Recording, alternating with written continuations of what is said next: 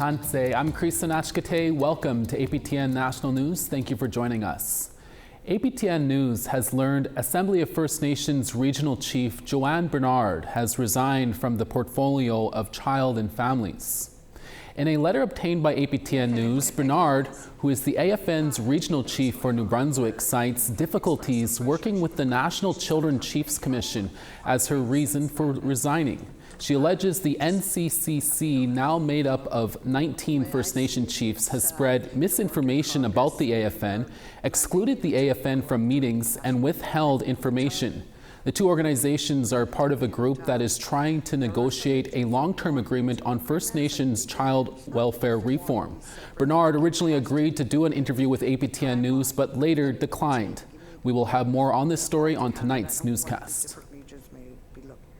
The government of Nova Scotia has introduced some amendments to their Provincial Crown Lands Act they hope will prevent blocking, obstructing, or impeding access roads on Crown lands. The bill comes after a group of Mi'kmaq land protectors set up a camp on Hunters Mountain in Unmagi, Mi'kmaq for Cape Breton. The camp has stopped logging companies from harvesting in the area. The land protectors say they are taking back stewardship of the mountain because logging companies are clear-cutting and destroying the ecosystem. The provincial government's proposed Protecting Nova Scotians Act will allow the removal of structures that obstruct access to Crown lands, harms provincial economic interests, and put public health and safety at risk. Punishment includes a $50,000 fine or 6 months in jail. Cheryl Maloney says Nova Scotia doesn't have jurisdiction on Hunters Mountain. The Mi'kmaq people and Indigenous peoples have the right to hunt, fish, live as usual, build hunt and fish and pottery camps. And that is the law of the land, and we have that law, and there's no law in this country that can remove that. So I think we need to take a bigger step. It's more than just whether the province has the jurisdiction, which it doesn't. And it doesn't have the justification, the public interest. On Wednesday, Indigenous Services Canada released the findings of a long-awaited forensic audit into the Federation of Sovereign Indigenous Nations in Saskatchewan. The feds looked at 9 allegations. A total of $34.2 million in spending was deemed either ineligible or questionable. APTN's Rachel May reports. Key findings included more than $23 million in questionable COVID-19 expenses, $367,000 in vehicle purchases, and $425,000 paid to a former employee. The audit also looked at 331 travel claims. It found that $265,000 out of $578,000 worth of claims could not be supported and may have contravened the FSIN's own travel policies. The report made 13 recommendations, including better documentation of purchases, Treasury Board review of severance packages, program codes for ISC funding, and new processes to calculate annual expenses for tracking and reporting purposes. APTN has reached out to the FSIN for comment. We have yet to hear back. The Government of Canada initiated the forensic audit following questions raised by individual First Nations and community members. We have posted the entire audit to our website, including a news article by our web reporter, Leanne Sanders. You can see it at aptnnews.ca. We will continue to cover this story as it develops. Manitoba RCMP has deemed the death of a woman from a Northern First Nation as suspicious and are now asking the public's help in finding who may have been in contact with her before she was assaulted. On Friday, September 12th, Little Grand Rapids RCMP received a report of an assault that happened 2 weeks prior in Pungassi First Nation, located about 280 kilometers northeast of Winnipeg. The victim, 41-year-old Melissa Owens-Keeper, who is from the First Nation, was in critical condition and taken to a Winnipeg hospital. A week and a half later, on September 22nd, Owens-Keeper died in hospital. Her death is considered suspicious, and Manitoba RCMP Major Crimes is now leading the investigation. They're asking anyone to come forward who had previous contact with Owens-Keeper between August 30th and September 12th. to call the Little Grand Rapids RCMP detachment at 204-397-2249.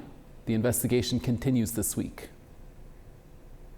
Saskatchewan RCMP Major Crimes says it has taken over a missing persons investigation involving a teenager from Brampton, Ontario, and was last seen living in a community in northern Saskatchewan.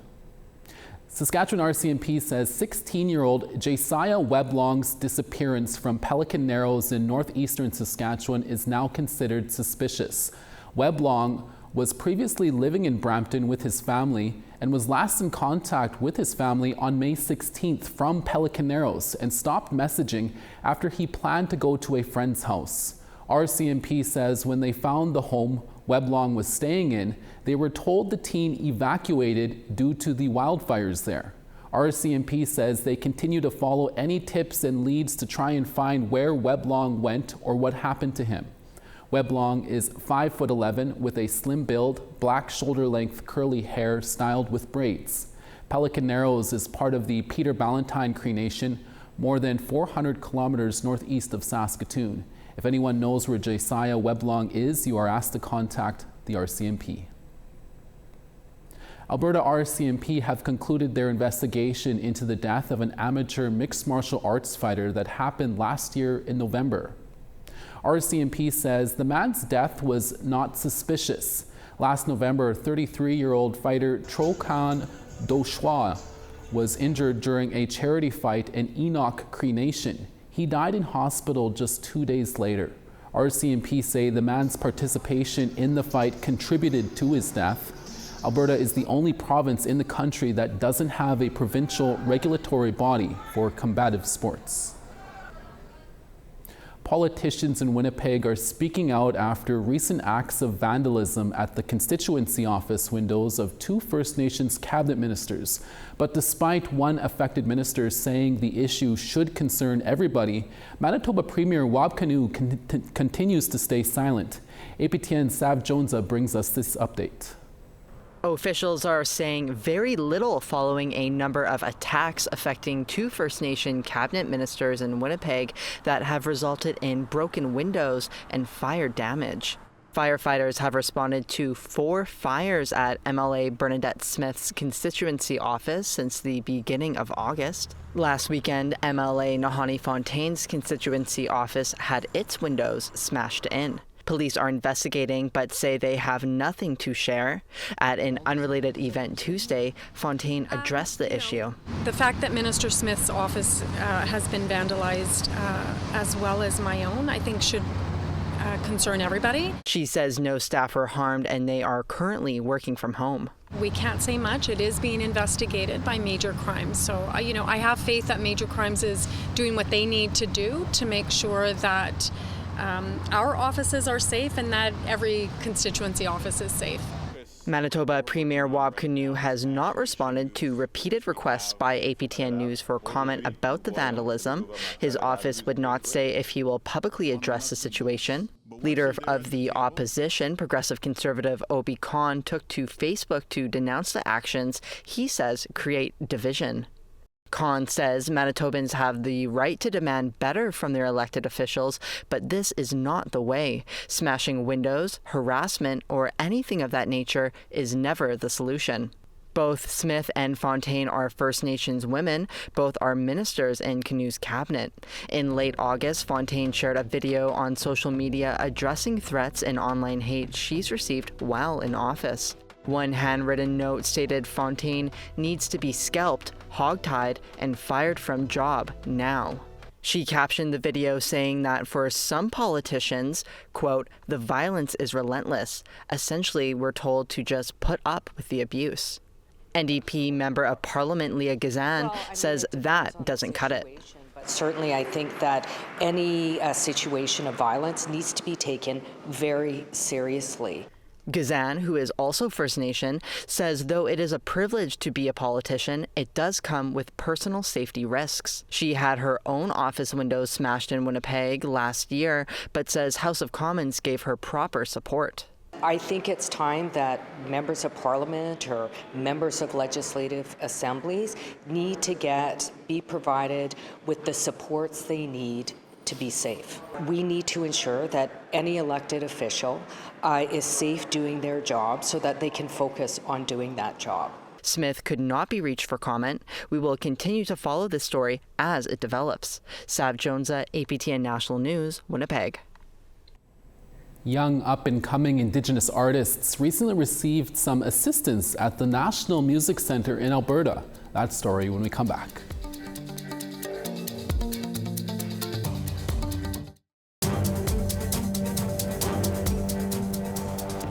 Welcome back. The National Music Centre hosted a number of emerging Indigenous artists last week to help them navigate a business side of the industry. It's the 4th year for the program. 8 performers enrolled to learn the ins and outs from their mentors and hopefully avoid some of the pitfalls. CTV's Kevin Fleming reports. I'll take you with me now. She started playing an instrument when she was 12 and wrote her first song soon after. Now Damasi Ellis is learning from mentors in the Indigenous music community to help further her career. For me, learning about how to use social media a little bit better was a really big one. And as well, just looking at maybe placing more importance in my own practice on songwriting and collaborating with other people in that process. Ellis is one of 8 emerging Indigenous artists who took part in the National Music Centre's incubator program with a Blackfoot name. We wanted to honor the land that the NMC is on, so the Blackfoot word, and it means Osotakino is to recognize the voice of.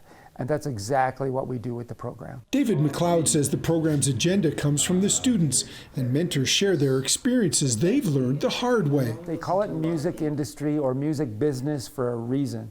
So people want to know the in and outs, and several other areas as well. Shelby Sapier's stage name is Beats, and he's keen to learn everything he can about the industry through the program. I know what it takes. You know, you have to be business orientated. You have to know the business side of things, and if you don't know your business, then your brand isn't, going to be successful. Kaylee Cardinal is making a living off of playing her music and says it was a lot of hard work and took a long time to get to this point in her career. I think what it is it's you create different streams of income, you become an entrepreneur, you figure out how to make it work.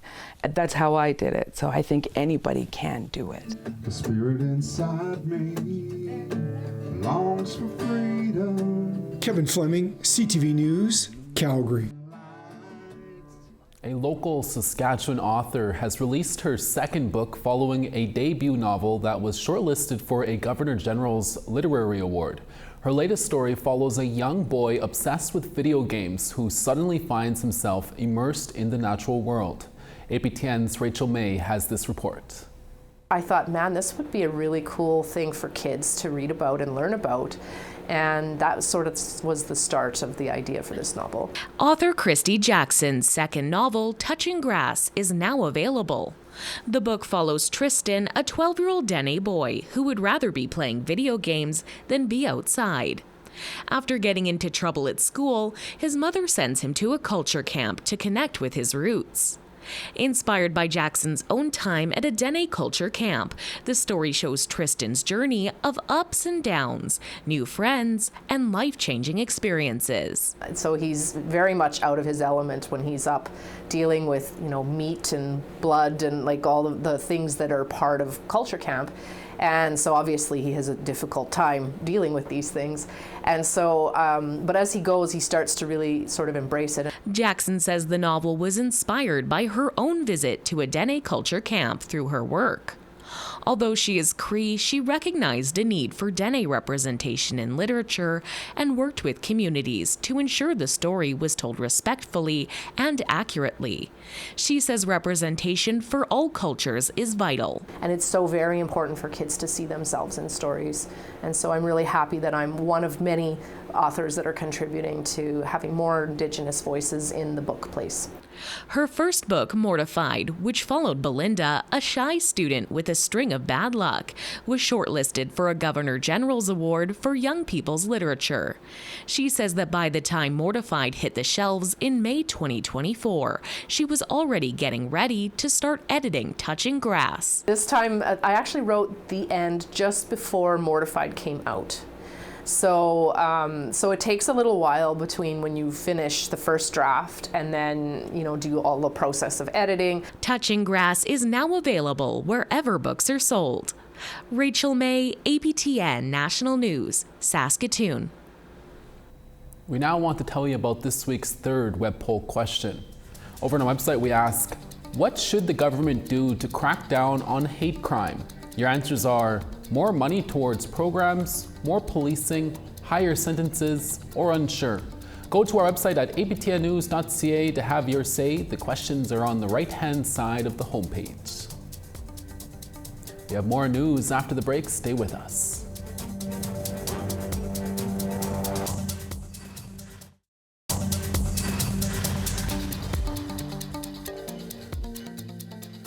Me Gwetch for staying with us.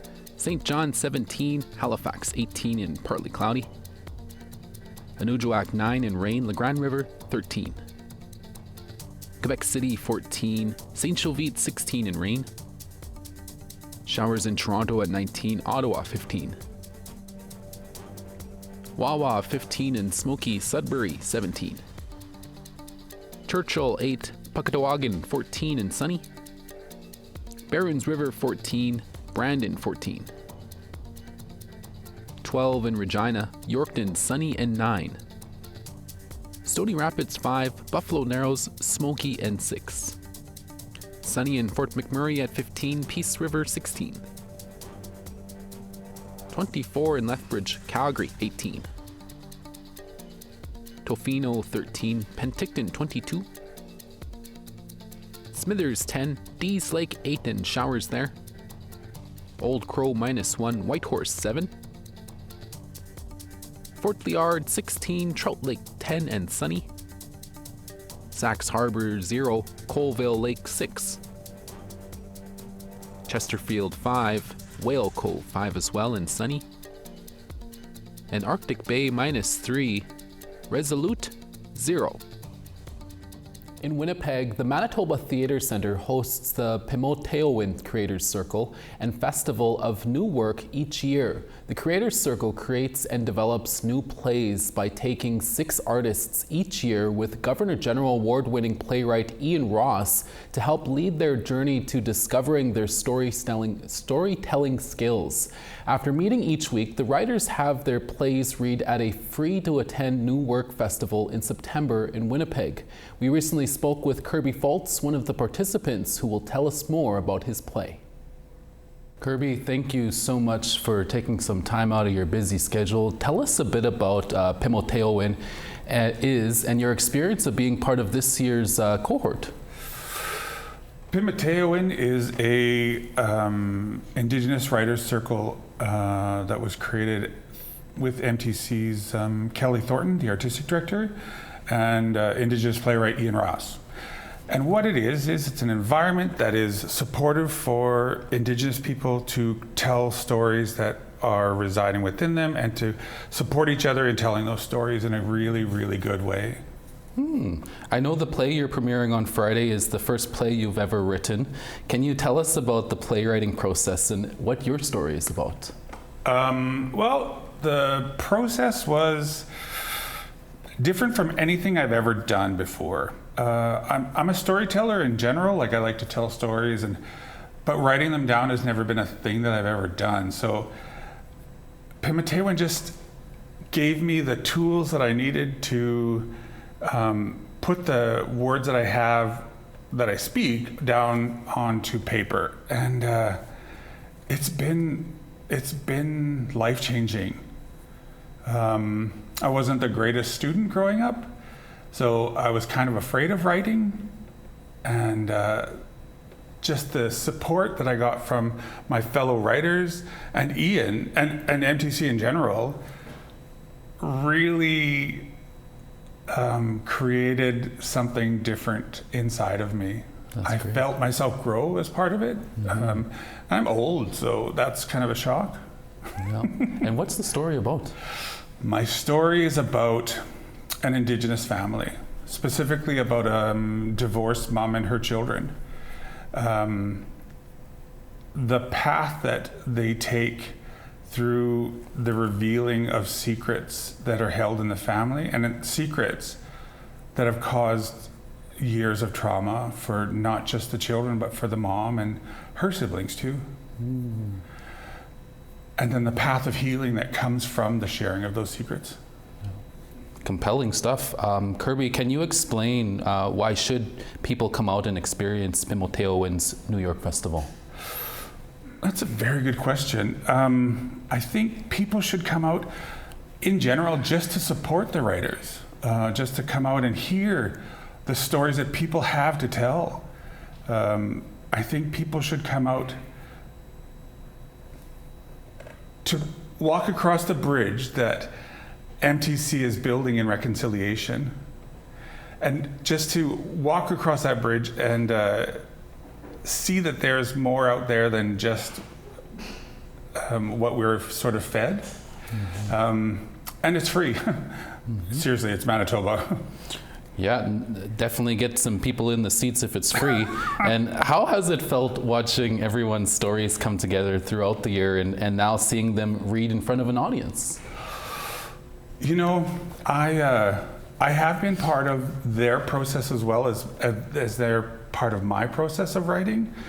And it's really wonderful to see how we, in the support of each other and also the critiques from Ian as our mentor, just how a story can build and unfold in not even the way that we expected it to, but in a even more beautiful way.